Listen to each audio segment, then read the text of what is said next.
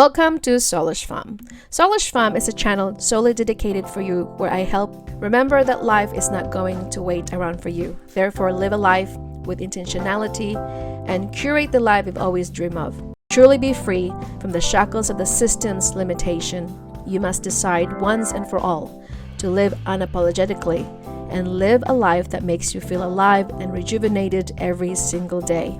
Perhaps I am a hopelessly romantic person, but I truly believe we are meant to enjoy the wonders and the magnificent beauty the world has to offer. If you are ready to embark on your healing journey from traumatic experiences, feel free to check the link below to enroll in this course through Udemy. I will see you there. Thank you.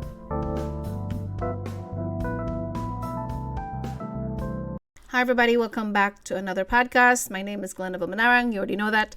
So let's get to our topic directly, and today's title is Fit to be a Bride. This is specifically for single ladies out there who want to be a wife someday. It says that in Matthew 25:1-6, there's a story between the wise virgins and the foolish ones. You can probably read that to yourself when you have a chance. I'm not going to read it into detail because it's actually so long, but number one point I want to make, if you want to be a bride someday, is enjoy being single.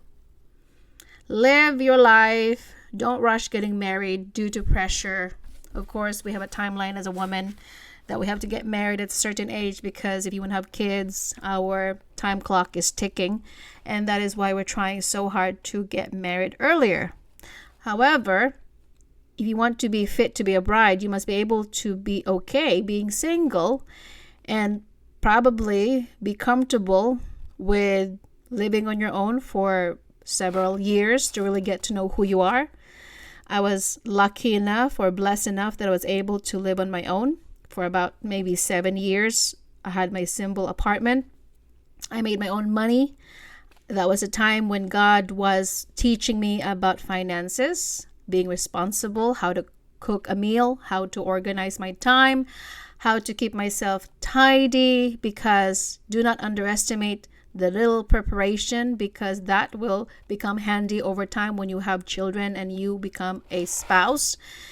You cannot ask something when you're not capable of having the responsibility.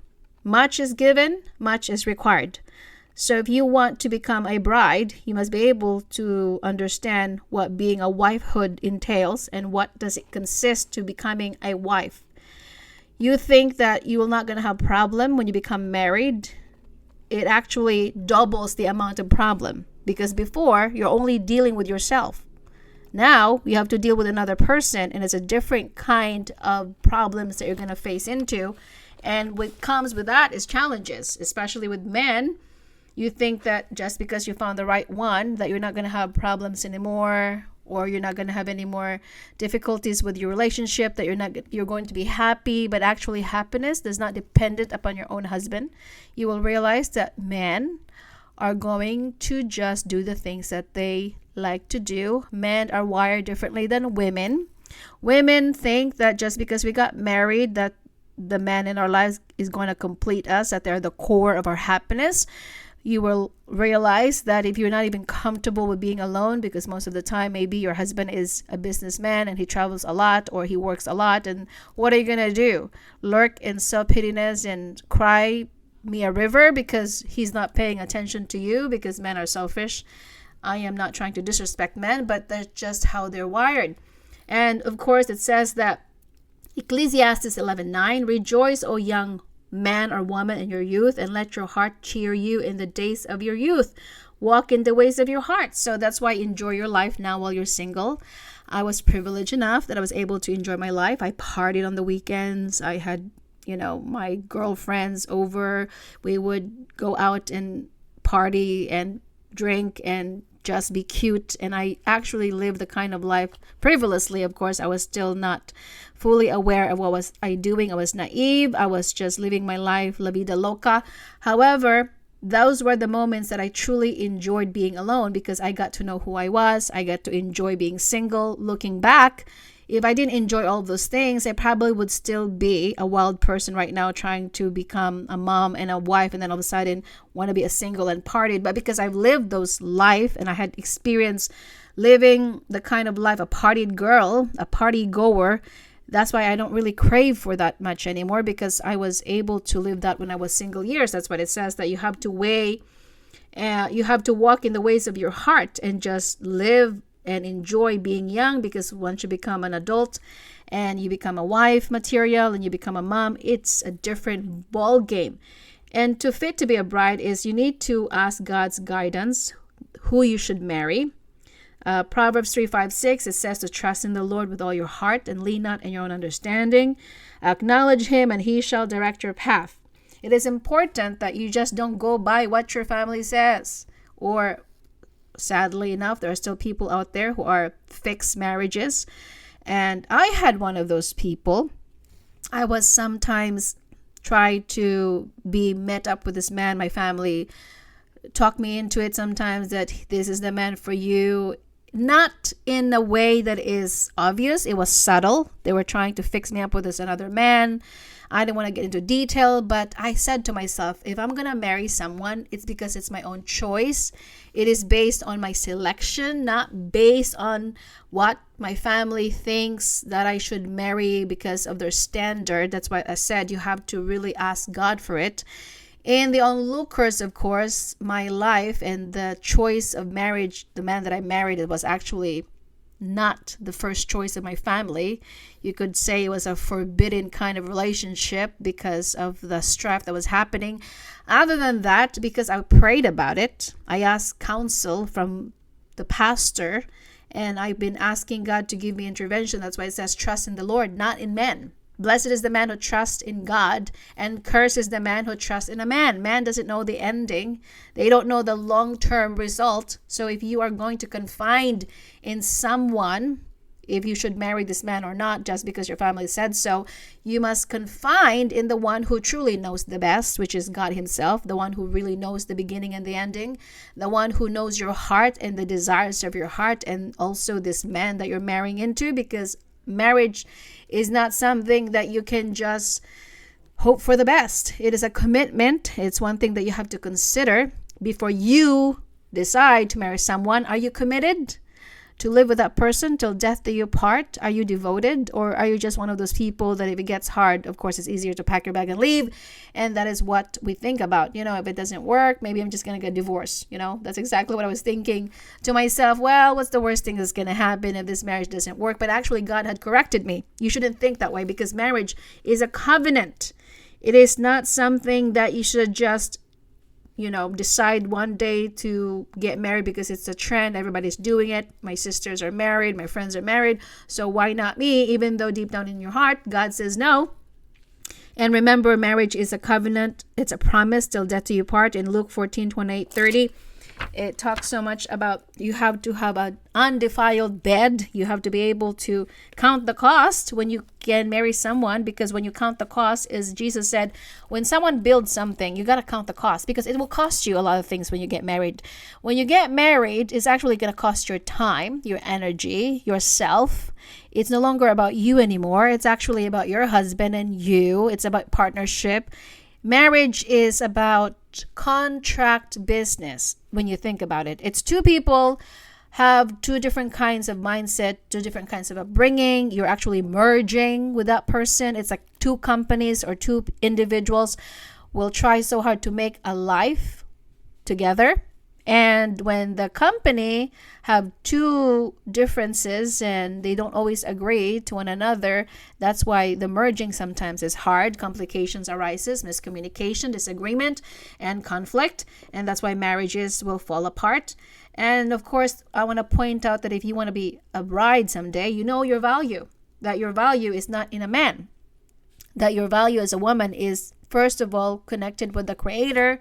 You must know your value not based on the man that you married. Two people come together as one. You must come in as a whole person, not fragmented. You must be able to know your worth, first of all, before you said I do. If you're not comfortable of being alone, as I said, you're not going to be even comfortable being married because you don't even know your worth and value. That's exactly what Jesus pointed out to the woman in the Samaritan well when she married 5 times different men in her life because she was thinking to herself that the man in her life that she married to, that her value was contingent upon these people.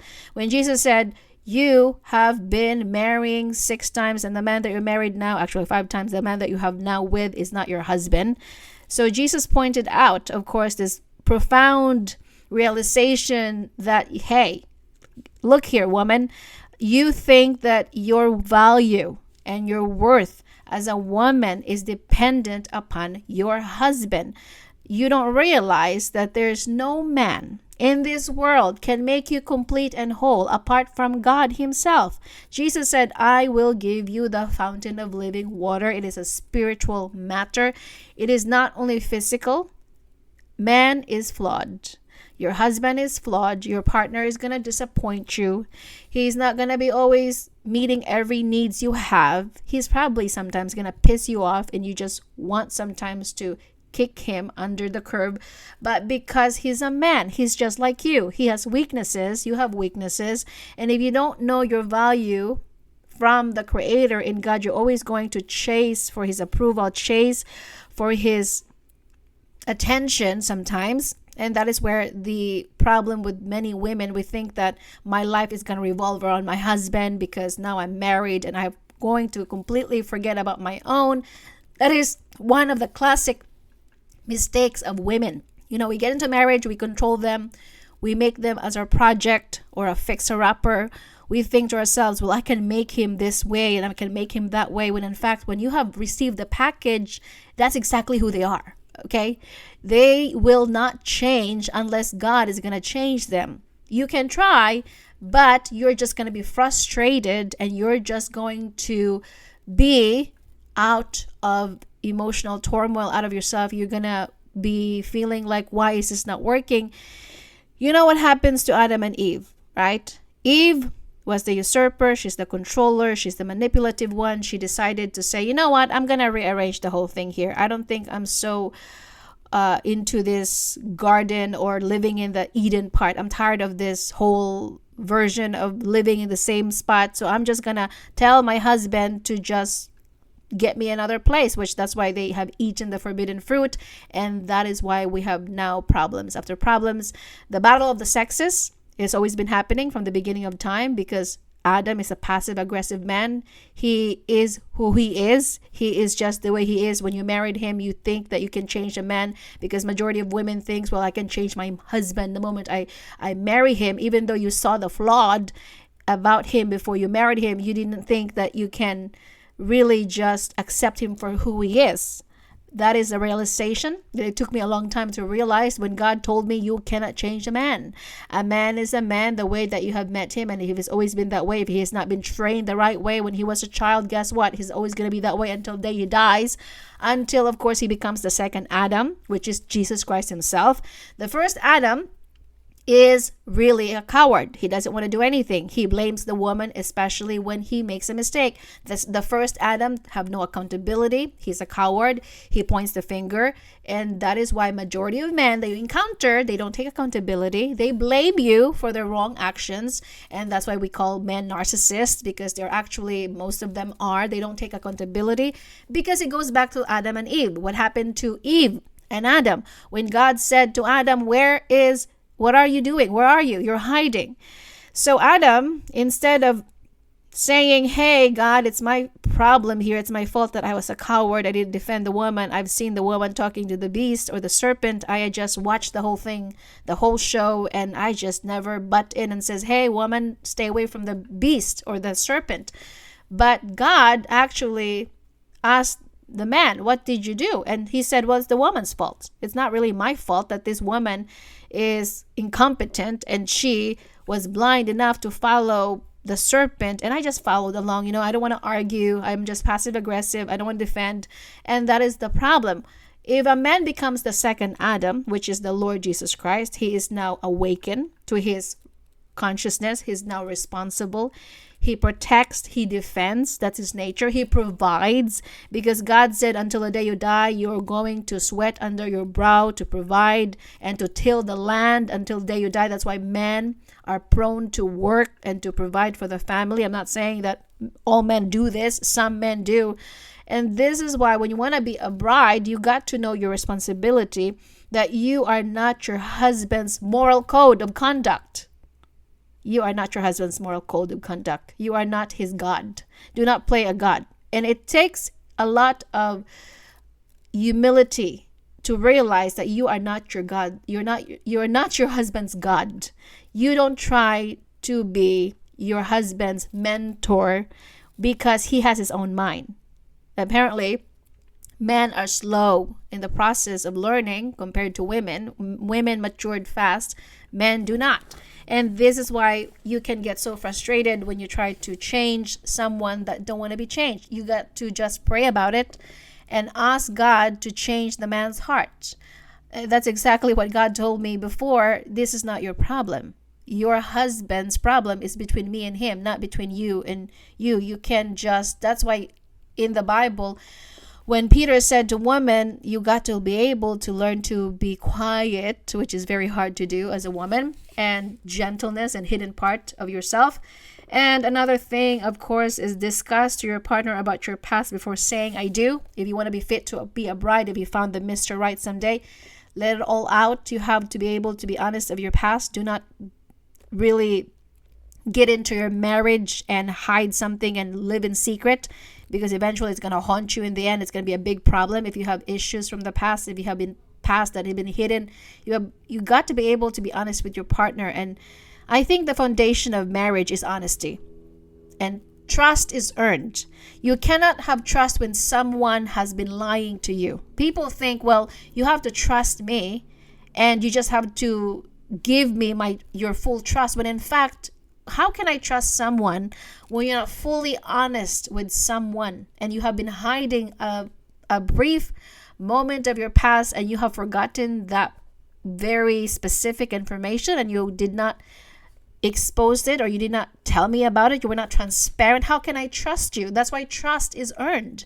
You cannot trust someone if you get into a marriage and later on you said to your husband, like, hey, by the way, this actually happened to me in the past, or it's too late now. Then why didn't you not tell me that before getting married? Why did you hide that from me? Especially when it comes to your past trauma or anything that you're hiding from your husband. Because eventually, if I was not honest with my husband, he would not understand why 1 minute I was off and 1 minute I was on. I was going through this emotional turmoil. I was irate. I was impatient. I have outbursts of anger. I made him aware that there are bad things that happened to me in my life when I was younger, in my teenage years.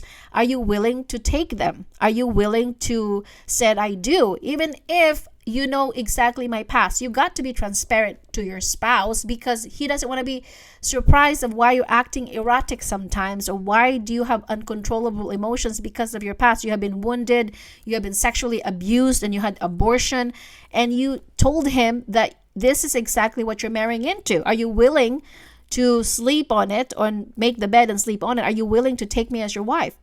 He cannot accuse you of saying, why didn't you not tell me? You lied to me. He cannot tell you that. He cannot ask you, because you were upfront with him. You gave him the transparency in saying, you want to marry me? Are you sure you're willing to really marry someone like me? Then he has nothing to accuse you of by hiding something, because he already knows exactly who you were. And that's something that he has to be willing to accept. And it takes a lot of courage to face that out, and to spread it out, or to share that to your spouse, to your husband to be. And if you want to be fit to be a bride, and that's exactly, you need to work on yourself, because without working on your trauma, it's going to be a problem. I'm not saying that when I went to my marriage I was perfect, but because I've done the work, a little bit of work when I was single, I was able to go to a therapist, talk about my past, and go to the pastors, did a lot of women's retreat.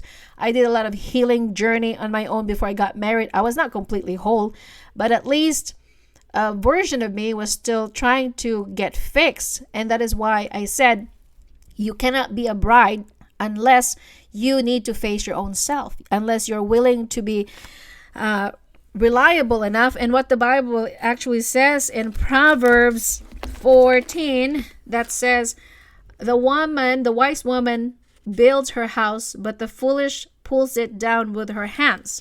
If you're a wise woman, what is the build her house here? When you think about building her house, this Bible, the verse of this Bible in Proverbs, the woman that is wise builds her house. It's her temple. When you talk about the house, it's your temple, it's your body, it's your vessel. The wise woman, she builds it, first of all. Before she commits to someone long term, she has to build herself up, first of all. She has to be able to be whole.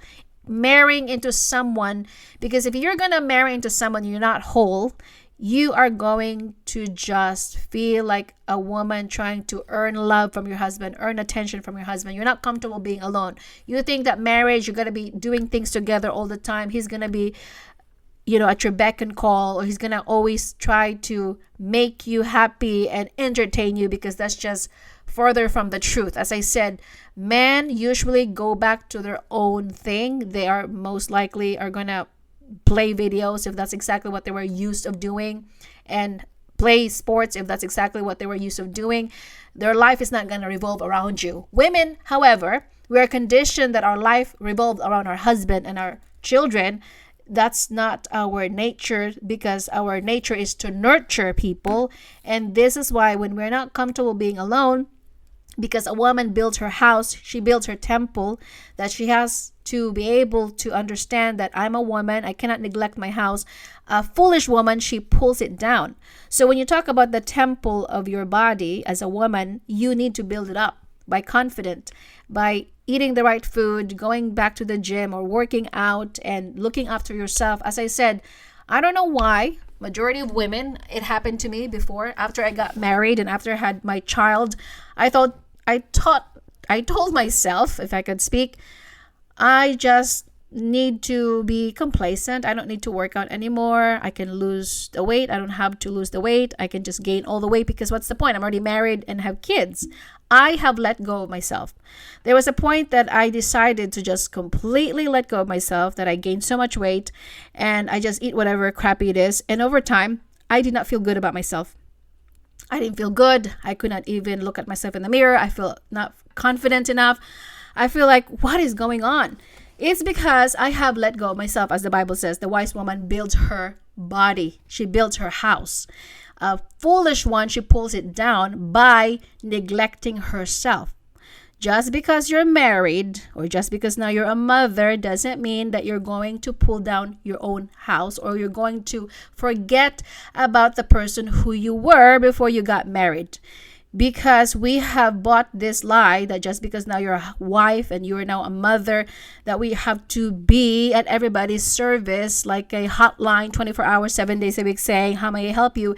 And we're running ragged. We are so tired of taking care of everyone around us except ourselves, and wonder why we are depleted of energy. We have no more time for ourselves, no more time for people. We're cranky. And I will find myself when I am snappy, cranky, I am not pleasant to be around with, because I don't have enough sleep. I don't have enough food to eat. I'm hungry. I don't have enough rest.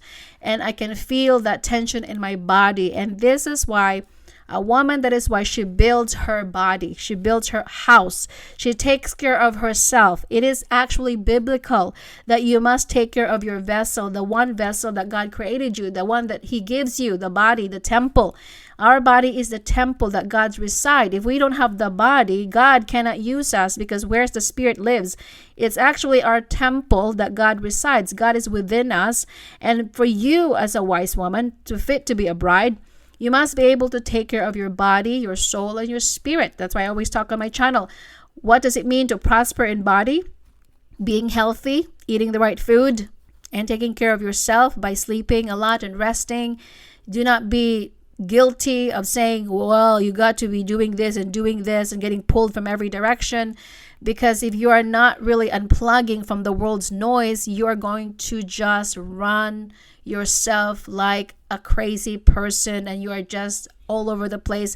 And for the longest time, as I said, the reason why I was all over the place, because I was constantly available for people. I could not say no, because I was a people pleaser.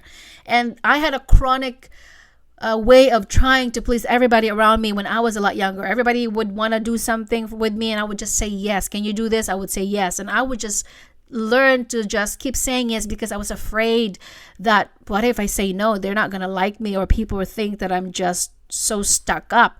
But over time, when you're always available for people and you have no time for yourself, this is why you are always running on an empty tank and you are so restless. You have no peace. And Lamentations 3:26-28 says, "It is good that one should hope and wait patiently. Let him or her sit alone and keep silent." So sometimes for you to be a woman, it's good to be quiet and not have anything to do and just block out one day in a week that you are not available for anybody. Just sometimes I would turn off my phone on Sundays for the whole day so I can not be distracted by cell phone, text message, and browsing in the internet. I can just allot that time for myself by reading a book or watching a movie or coloring a coloring book, or maybe resting and absolutely doing nothing. Those are my times that I can decompress and get back to myself, because it is biblical and it is actually wise that you just sometimes do nothing. It is something that our society has forgotten, to be bored. Why is boredom now is a disease? For some reason, people don't like to be bored anymore. They don't want to sit alone and think about their thoughts, or just sit quietly and be comfortable with their thoughts. It's somehow because our society is now conditioning us to constantly entertain ourselves, distractions upon distractions, competing with our attention. And that's why we have attention deficit in our society. We can no longer focus in one task. We're all over the place. And I have noticed that about myself. If I'm constantly on my phone, I'm overly stimulated. I cannot focus. I cannot concentrate because my brain is scattered and my focus is all over the place. That's why it's important as a woman, you must function in your femininity by relaxing, by decompressing, by learning to be sitting comfortably with silence and not talk too much. Because I know as a woman, we have two mouths. You know exactly what I'm talking about. We love to talk. We're chatterbutter. We just love to always constantly share our opinions and exactly give people our story. We call our friends, our mom, our sisters. And you wonder why you have nothing else to do at the end of the day. I used to talk too much on the phone with everybody. I would tell them about my story, what I ate that day, my problems. My sister would know, my mom, my friends. And then you wonder why at the end of the day, you have nothing done. You're like, wait a minute, it's only 12 o'clock in the afternoon. What did I do? Nothing. You're just talking on the phone and there goes your time. So you have to be mindful as a woman, and you have to be able to understand that to fit to be a bride is just knowing who you are and counting the cost. And if you're willing to count the cost, is because you are now a legible wife, a material. It is not something that is trendy or it's a norm for society. Some people are gifted with singleness. Some people are not given the fact to be married. God said not everybody has to be married. Some people are really just God given them to be single, and we see that in other people, and they're happy just the way that they are. And for many of us, we have to develop this being a wife by trying to understand who we are first, because marriage is another problem. Now you are going to deal with another person. It's a lot easier to deal with yourself. It's a lot easier to just, make decisions on your own. Now that you're married, you have to consider what your husband thinks. You have to consider if he agrees with you or not. You have to consider whether your decisions are okay with him or not. When you're single, it's less stress actually, because you only have to deal with yourself. But now that you're married, there's another person that you have to consider, and you're going to argue sometimes and disagree with many things. You're not always going to see eye to eye, because that's just men are wired differently. Men are from Mars and women are from Venus, as they say. And another point that I want to make is that you need to have the character, a virtuous woman who can think, have a character, excellence of thinking. The result is to teach and experience time excellence. The character comes into being a consequence of habit. So the little habits that you do matters.